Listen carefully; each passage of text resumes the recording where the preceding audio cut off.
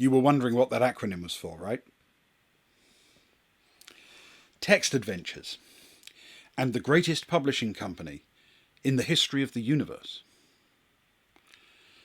I'm going to tell you about Text Adventures and the greatest publishing company.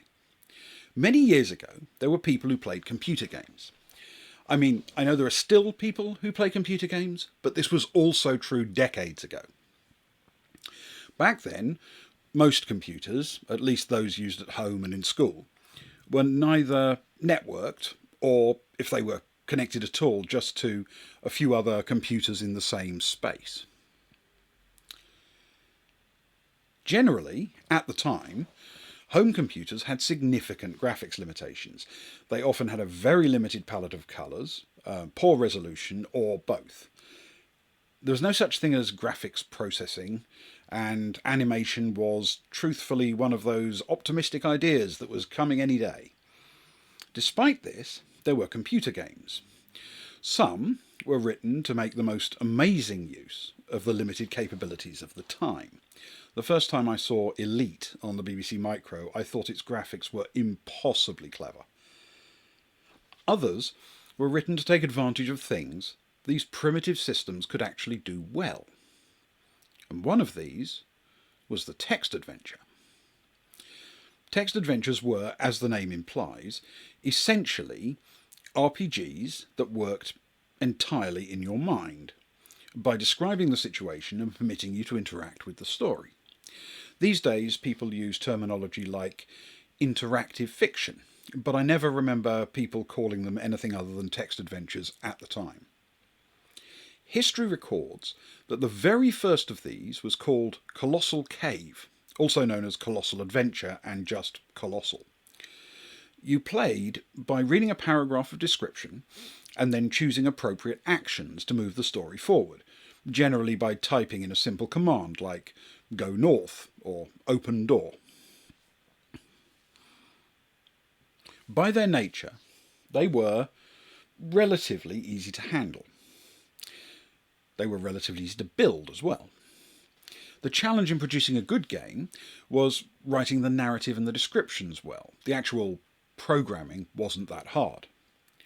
This is a type of game, therefore, that feels very familiar to players of tabletop RPGs, or people who played choose-your-own-adventure books.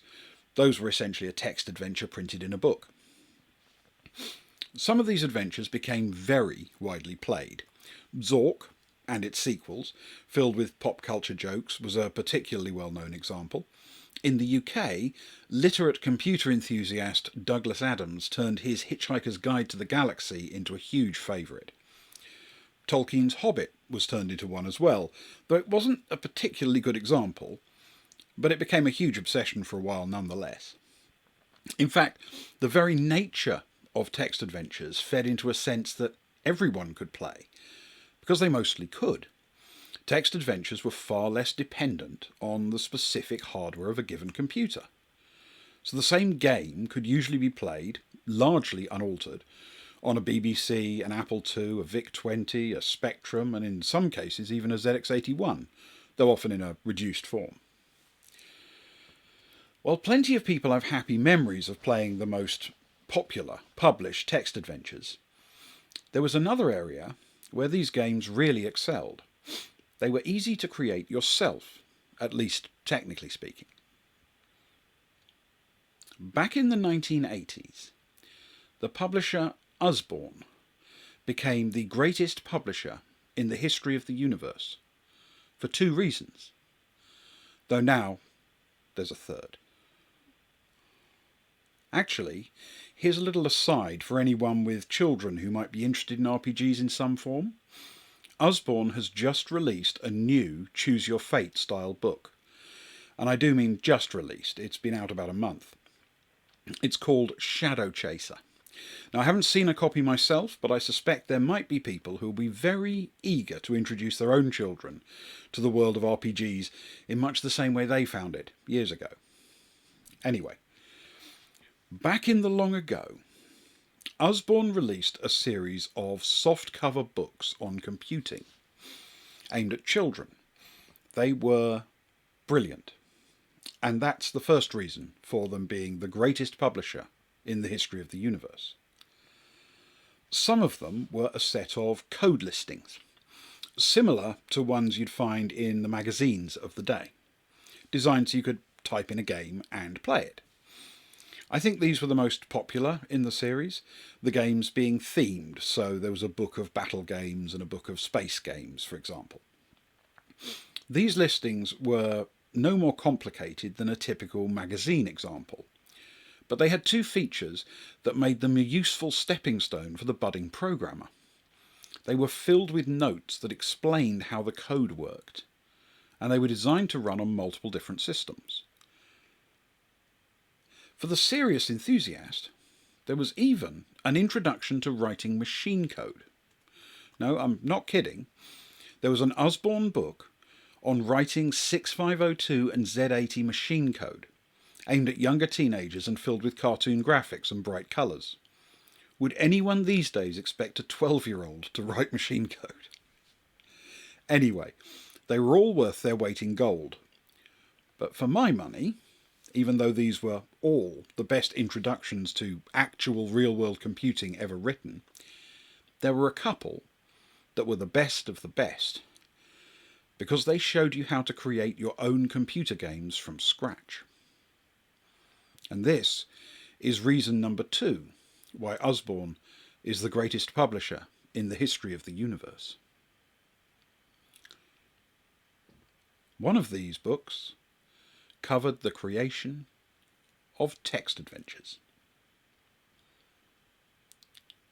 At first glance, you might be tempted to think this was just another listing for a game. And sure, there was one of those in the book.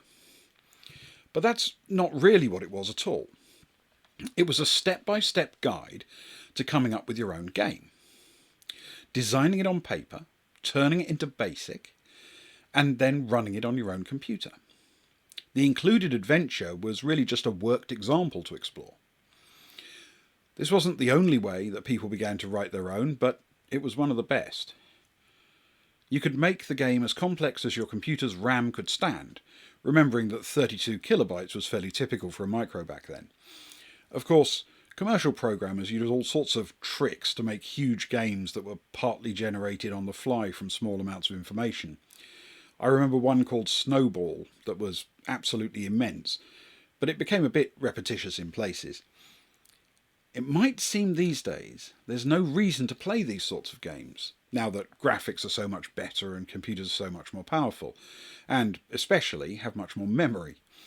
Despite this, there is an active community out there still creating these games, all for love of course, and there are a few free game engines that allow you to ignore almost all of the technical issues and just manage the actual game content. Oh yes, and the third reason that Usborne is the greatest publishing company in the history of the universe? Go to their website and you can download every single one of those amazing books. They're interesting for pure nostalgia value alone. Most of them aren't much use these days, but take a digital look through the one called Adventure Programs. Also, don't look at the one called Fantasy Games. Not yet, because I'll be chatting about it next time. So, usborne.com. Give them some love.